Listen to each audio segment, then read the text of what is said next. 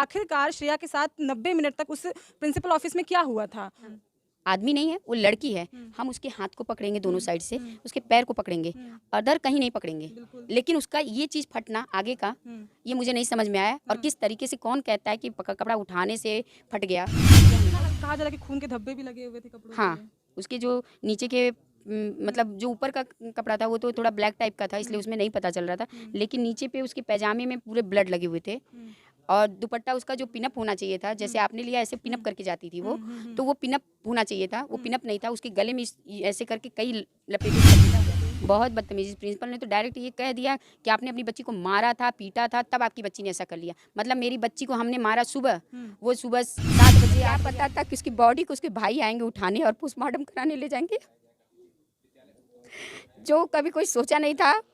शायद उसके आज मामा उमा भी है, उसको आखिरी समय देख भी नहीं पाए पोस्टमार्टम। इस वक्त मैं श्रेया तिवारी के घर पे मौजूद हूँ। कहा जाता है कि विद्या का मंदिर होता है स्कूल, जहाँ पे लोगों को भेजा जाता है। मेरी माँ ने भी मुझे स्कूल भेजा था, मैं भी पढ़ लिख के आज इस जगह पे खड़ी हूँ।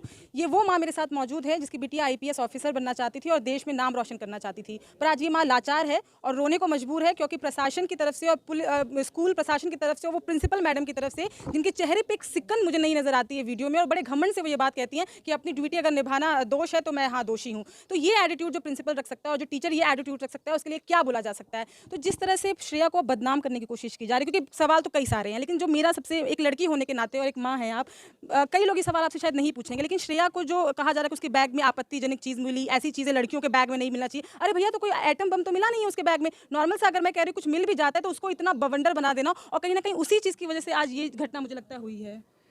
अब ये मुझे ये विश्वास ही नहीं है कि मेरी बेटी ऐसा कुछ की होगी। जब वो मोबाइल के लिए कह रही थी मेरा नहीं है, तो वो सामान रखने की तो बात ही नहीं। हाँ, मेरी बेटी ने आके फ्राइडे को ये बताया कि मम्मा ऐसी कुछ चीज़ मिली है, तुम जानती थी क्या? हम कहा नहीं बच्चा, हमको नहीं पता कि ऐसी भी चीज़ें होती हैं। क्योंकि अभी तक तो सभी लोग यही एक ही चीज़ के बारे में जानते थे कि वो जेंट्स के लिए होता है। मुझे नहीं पता था कि भाई लड़कियों को भी क्या इस चीज़ का। लेकिन वो जब वो मुझसे बताती तो हंसती भी है और कहती मम्मा तुम कहाँ हो, अभी तक दुनिया कहाँ से कहाँ पहुँच गई। तो हम कहते क्या तुम्हें पता था? तो कहा जब तुम्हें नहीं पता तो मुझे कहाँ से पता चलेगा। लेकिन हाँ, स्कूल में बच्चियाँ बात कर रही थी, तो हम कहते छोड़ो बच्चा, ये सब गंदी बातें, छोड़ो हटाओ जाने दो। तो वो वहीं बात वो ख़त्म हो जाती। लेकिन बाद में क्या पता चलता है कि मेरी बच्ची को कहा जा रहा है कि वो मेरी बच्ची के बैग से निकला। और उसको मैम, उसको आंटी जी बताया जा कि क्लास में ले जाके घुमाया गया और कहीं ना कहीं दिखाया गया कि देख लो, पहचान लो भाई इस लड़की को, यही श्रेया तिवारी जिनके पास ये सामान मिला गया। कहीं कहीं हाँ, यही चीज़ तो टॉर्चर करती है बच्चों को। टॉर्चर कितना भी मेरी बच्ची हुई होगी। आप पत्रकार हैं, तो आपकी हिम्मत होगी तभी आप पत्रकार बनी हैं। बिल्कुल। उसी तरीके से मेरी बच्ची के पास भी हिम्मत थी, तभी वो उसने IPS की जो है कि सोचा था कि मुझे IPS बनना है, क्योंकि एक IPS बनना ही आसान नहीं है। IPS बनने के बाद ड्यूटी भी निभाना आसान नहीं होता है। तो एक बच्ची जिसको IPS बनना था, जो इतनी सक्षम थी, क्लास की मॉनिटर भी थी वो। हाँ, मॉनिटर भी बनी थी। यही तो वहाँ की बच्चियों को भी थोड़ा बहुत खटका था कि न्यूज़ सेक्शन की बच्ची आई है और ये जो है कि तुरंत मॉनिटर बन गई।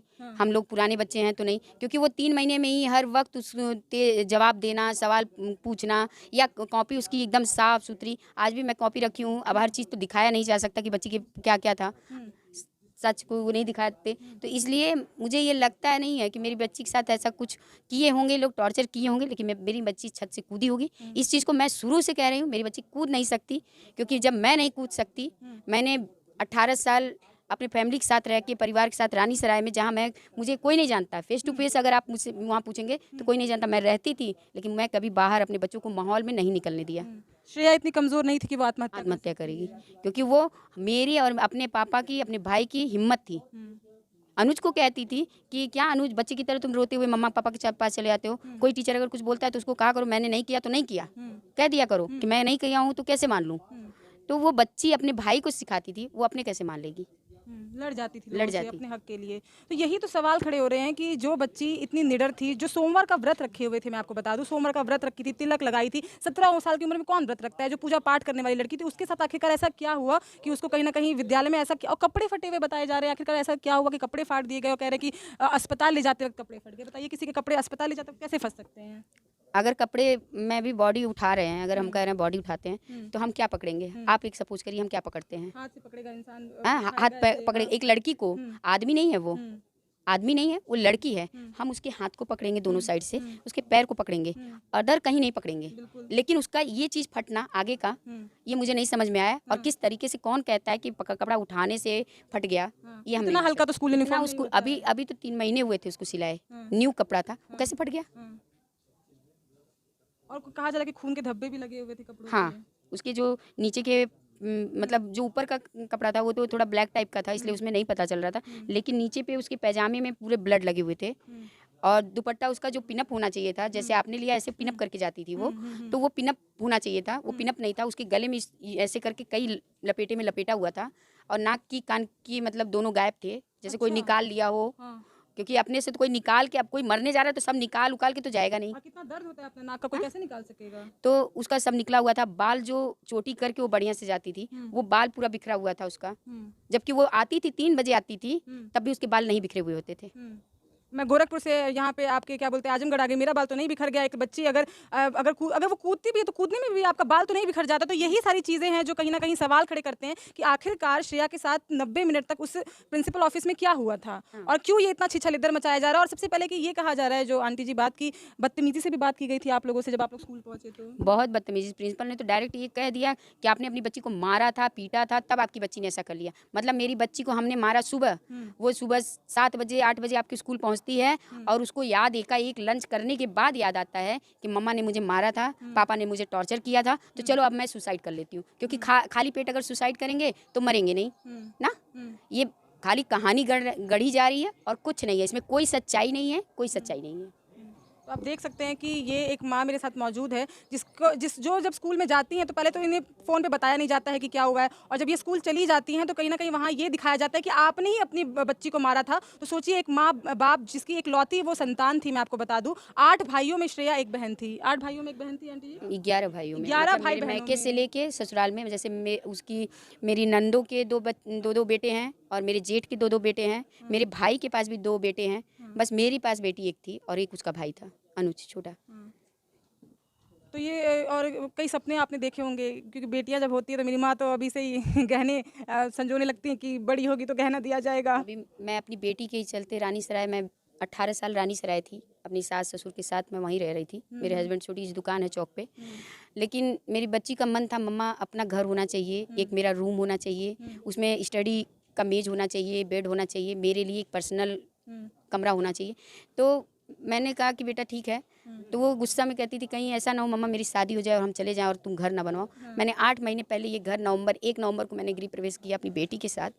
वहाँ से शिफ्टिंग करने में मेरे बच्चा मेरा पूरा सपोर्ट में थी। मेरे हस्बैंड का पैर में थोड़ी दिक्कत प्रॉब्लम है, वो थोड़ा नहीं सपोर्ट कर पाते। मेरी बेटी एक लड़के की तरह वहाँ से सारा सामान यहाँ शिफ्ट कराने में एक पैर पे खड़ी थी, और सर पूरा घर को उसने सजाया कि यहाँ क्या होना चाहिए, यहाँ कैसे होना चाहिए, अनुज का बेड कहाँ होना चाहिए, मेरा बेड कहाँ होना चाहिए। वो पूरी तैयारी करती है, और इस घर में वो सोचती है कि मम्मा मेरी शादी होगी। वो एक दिन ऐसे ही अचानक बात करें, मम्मा जब बहुत लोगों का देखती है कि भाई मेहंदी की रस्म हो रही, हल्दी की, तो मम्मा मेरी कैसी होगी। हम कहा बेटा जिस दिन तुम्हारी शादी होगी मंडप गड़ेगा यहाँ पे, और मेहंदी की रस्म के दिन पूरा घर पीले फूल से मैं सजाऊंगी, और जिस दिन मतलब हल्दी रहेगा उस दिन पीले फूल से सजाऊंगी, जिस दिन मेहंदी की रस्म रहेगी उस दिन पूरा ग्रीन हाउस बना देंगे, और जब बारात आएगी उस दिन गुलाब के फूल से पूरा घर सजाएंगे।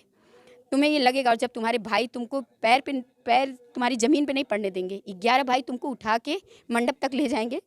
मेरी बेटी बहुत खुश हुई थी, वो सोची कि एक रानी की तरह मेरी शादी होगी, लेकिन उसे क्या पता था कि उसकी बॉडी को उसके भाई आएंगे उठाने और पोस्टमार्टम कराने ले जाएंगे, जो कभी कोई सोचा नहीं था। शायद उसके आज मामा उमा भी है, उसको आखिरी समय देख भी नहीं पाए पोस्टमार्टम के चलते, क्योंकि वो लोग लखनऊ से और दिल्ली से है, पहुंचने में टाइम लग गया। सिर्फ मैं देखी, मेरे हस्बैंड देखे, मेरी जेठानी देखी है, मेरे बड़े भैया देखे, बाकी कोई अब उसका चेहरा नहीं देख पाया, आखिरी समय का कोई चेहरा नहीं देख पाया। और हम तो कहते हैं कि बढ़िया हुआ किसी ने नहीं देखा, क्योंकि जब उसके दांत टूटे हुए थे और जब उसका गाल ऐसे मैंने छुआ, उसके मुँह में पूरा ब्लड भरा हुआ था, और उसका सीना ऐसा लगा, मैं माँ हूँ, क्या हुआ था मुझे नहीं पता, मुझे लगा जैसे कि उसके सीने पे कई वार किए गए हैं, क्योंकि उसका सीना अजीब तरीके का था। अच्छा। जो कहा गया बाद में कि दिल फट गया या पसलियाँ टूट गई, क्योंकि मुझे इस तरीके से लगा जैसे उसके सीने पे या तो किसी ने चढ़ के खड़े हो के वार किया है या मुक्के से मारा है, लेकिन किसी ने मारा है, जो कि ये पोस्टमार्टम में नहीं दिखाया गया, लेकिन मुझे पोस्टमार्टम पे तो एकदम 1% भरोसा नहीं है। उस वक्त मैं बहुत दुख में थी, मैंने बॉडी को अपने हैंड में नहीं संभाल पाया। मैं इसका भी मुझे बहुत अफसोस है कि मैं अपनी बेटी की आखिरी भी बॉडी संभाल नहीं पाई। वो स्थिति ऐसी नहीं थी आंटी कि कोई भी अगर आपकी जगह कोई भी दुनिया का परिवार रहता तो नहीं संभाल पाता। वो स्थिति ऐसी थी, लेकिन एक माँ अपने बच्ची को समझती है। मेरी भी माँ है, ये भी एक माँ है। क्या अंग है हमारा एक लड़की होने के नाते और क्या ढांचा है वो सब समझते हैं। तो दिखने में पता चल जाती हैं चीज़ें कि कहाँ पे क्या हुआ होगा। और जिस तरह से छीछलेदर पूरा मचाया जा रहा है उससे ये साफ तौर पर दिखता है। आखिरी सवाल ये करूँगी कि क्या आप प्रशासन से क्या गुहार लगाना चाहेंगे, और योगी जी अगर इस वीडियो के जरिए अगर पहुँचता है तो क्या कहना चाहेंगी, क्या आपकी गुहार है? मैं योगी जी से यही अनुरोध करूंगी कि मेरी बेटी के साथ तो हो गया, लेकिन और किसी बेटी के साथ ना हो। जो उन्होंने मुहिम चलाई है कि बेटी बचाओ पढ़ाओ का, इस मुहिम पे कम से कम ध्यान तो दें। हर जिले में हर आए दिन ये सुनाई देता है कि इस बच्ची के साथ कुछ हो गया, उस बच्ची के साथ कुछ हो गया। अब तो स्कूलों के बच्चियों के साथ ऐसा हो रहा है, स्कूल के अंदर हो रहा है। कम से कम अब तो जाग जाइए, प्राइवेट स्कूलों के लिए आप जाग जाइए कि जो वो अपने अंदर इस तरीके से बच्चियों को बुला के इस तरीके का टॉर्चर कर रहे हैं, तो कम से कम ये बंद करें। तो ये हमारे साथ श्रेया की मम्मी थी, जो कि बहुत मुश्किल है आज का दिन, लेकिन कहीं ना कहीं न्याय दिलाने के लिए सवाल पूछने ज़रूरी हो जाते हैं। और मैं सभी से चाहूँगी कि इस वीडियो को इतना शेयर कर दिया जाए ताकि जो प्रशासन है और जो लोग हैं, जो लापरवाही देखने को मिल रही है वो ना बरती जाए। और सख्त से सख्त प्रिंसिपल के लिए और जो प्रबंधक है स्कूल के और जो क्लास टीचर है उनके लिए सख्त से सख्त कार्रवाई की जाए। ऐसे देखते रहिए द देश न्यूज़।